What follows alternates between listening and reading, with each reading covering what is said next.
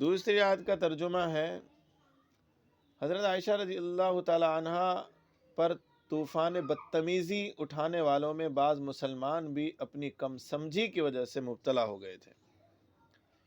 ان میں سے ایک حضرت مستح رضی اللہ تعالی عنہ بھی تھے، جو ایک غریب مہاجر ہونے کے علاوہ حضرت ابو بکر صدیق رضی اللہ تعالی عنہ کے بھانجے یا خالہ زاد بھائی تھے۔ آپ نے غزوہ بدر میں بھی شرکت کی، مگر ایک گناہ ہو گیا جس سے حق تعالیٰ نے سچی توبہ نصیب فرمائی، اور جس طرح حضرت عائشہ کی برات کا قرآن نے اعلان کیا، بری فرمایا حضرت عائشہ کو، اسی طرح حضرت مستح وغیرہ حضرات مومنین کی توبہ قبول ہونے اور معاف کر دینے کا بھی اعلان فرمایا گیا۔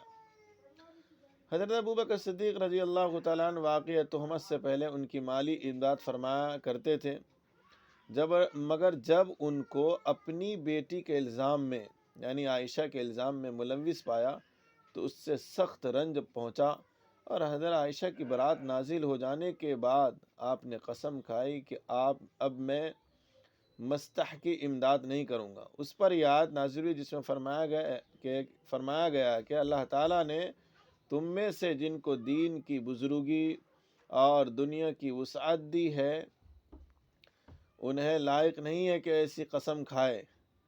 ان کا ظرف بہت وسیع اور ان کے اخلاق بہت بلند ہونے چاہیے۔ بڑی جواں مردی تو یہی ہے کہ برائی کا بدلہ بھلائی سے دیا جائے۔ اصل پہلوان کون ہے؟ برائی کا بدلہ بھلائی سے دیا جائے۔ محتاج رشتہ داروں کو اور اللہ کے لیے اپنا وطن چھوڑنے والوں کی مدد بند نہ کی جائے۔ اگر قسم کھا لی تو اس کو پورا مت کرو اور اس کا کفارہ ادا کر دو۔ تمہاری شان یہ ہونی چاہیے کہ برائی کا بدلہ بھلائی سے دو، خطا کار کو، گنہگار کو درگزر کر دو، معاف کر دو۔ ایسا کرو گے حق تعالیٰ تمہاری کوتاہیوں سے درگزر کرے گا، اللہ تعالیٰ تمہیں معاف کرے گا۔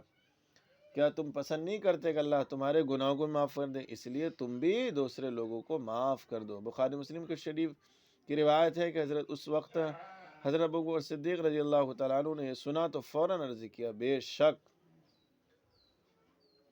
اے پروردگار، میں ضرور چاہتا ہوں کہ میری مغفرت فرما دے۔ اس آیت کے نازل ہونے کے بعد آپ نے حضرت مستح کی مدد فرمائی اور امداد جاری فرما دی، بلکہ بعض روایت میں کہ آپ نے پہلے کے مقابلے میں ان کا امداد